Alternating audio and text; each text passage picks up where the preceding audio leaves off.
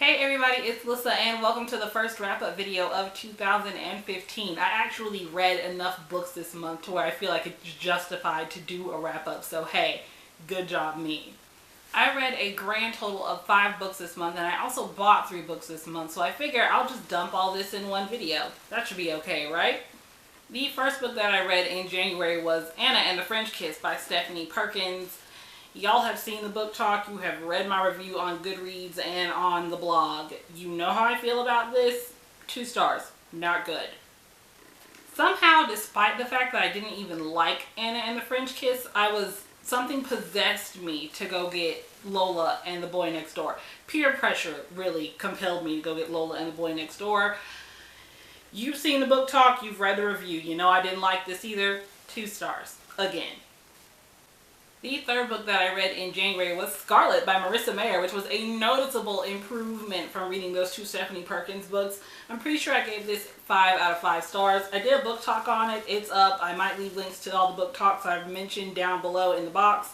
This was great. If you haven't read the Lunar Chronicles, you need to go read the Lunar Chronicles. Like, just do it. Book number 4 for January was The Iron Trial, which is the first book in the Magisterium series by Holly Black and Cassandra Clare. I didn't do a book talk on this. I don't know why I didn't do a book talk on it because I probably should have, and maybe I'll film one later. I doubt it.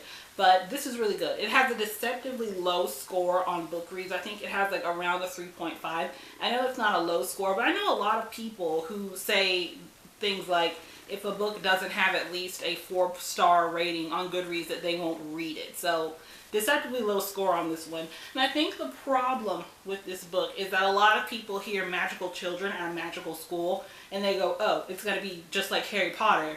And it's not like Harry Potter. Like, don't go into this book thinking that it's going to be like Harry Potter because it's not. It's probably as far removed from Harry Potter as a middle grade book about 3 magical children at a magical school can possibly be. The magic system is completely different. The cast of characters is completely different. The system of the school governance is completely different. The big bad is completely different. Like, just don't go into this thinking that it's going to be Harry Potter and it's going to be fine. I actually really enjoyed this book despite the fact that Cassandra Clare co-authored it. Y'all know how I feel about Cassandra Clare, okay? Just leave it alone. But really, for middle grade, this is a really good book. The main character is disabled and he's not all that likable. He grows on you, but at first you kind of want to kick him. There are a few things in here that like reek of Cassandra Clare, but it's not enough of them to where it was enough to bother me. And given how much I don't really care for Cassandra Clare or her style of writing or anything she does that has to do with literature, it was a good book. I'm pretty sure that I gave this a 4 on Goodreads, but really it's probably closer to a 4.5. Yeah. Just read it. And the last book that I picked up in January is another middle grade book, and that is Percy Jackson and the Battle of the Labyrinth, which is the 4th book in the Percy Jackson and the Olympian series by Riordan. I don't know how to say his last name, so I'm not. I said it, and I find these, okay, first of all, I find these books really hard to review, and I don't know why I have a hard time reviewing them. I guess because I'm not used to reviewing middle grade books. I don't know. So I just did really a short little blurb on this book, so to speak. I didn't do a book talk for this either, even though I totally should have. I started to assign feelings to the Percy Jackson books. I didn't even realize that I was doing that until I finished this one, and a feeling just popped into my head, and I said, yes, that is this book. And the feeling that I associate with this book is sadness. Not sadness because like the book is just pitiful, but sadness as in the emotion of being sad. Basically, Percy's growing up and he's running out of time, and there's a lot of reference to that. There's just a lot of sad things in this book. Percy is sad, and Clarice is sad, Tyson is sad, Chiron is sad. Everyone is sad. Everyone is sad, and even a lot of the language here is really sad, but sad writing is beautiful writing, and I'm here for it. I gave this book 4 out of 5 stars as well on Goodreads, but it's really closer to a 4.5. I also bought 3 books in the month of January, which really isn't a lot considering. Like, I mean, I bought 12 books in a month before. That was back when I had a job and could afford to do outrageous things like buy 12 books at full price in a month. But I bought 3 books this month. Here they are. The first book that I bought this month and that I ultimately really regret spending money on is Lola and the Boy Next Door by Stephanie Perkins. Once again, you've seen the book talk, you've read the review, you know how I feel about this. You know.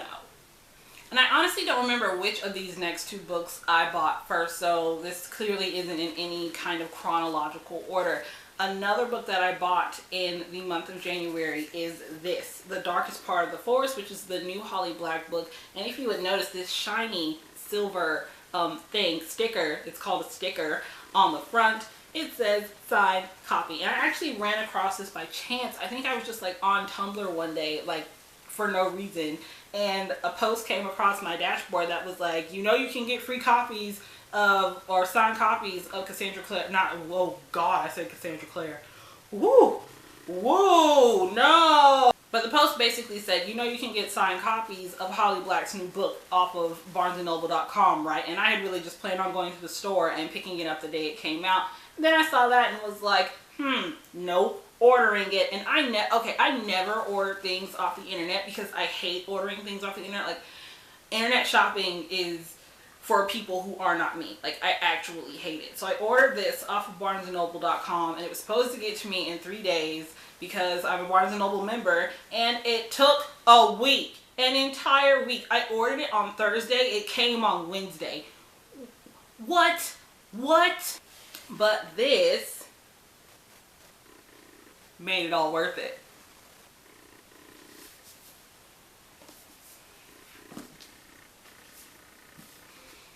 The last book that I bought in January is Cress by Marissa Meyer, and I picked this book up because I finished reading Scarlet, and after I finished reading Scarlet, like, I couldn't stand not having Cress. So I finished Scarlet one day, and the next day I ran to the bookstore and I picked up Cress.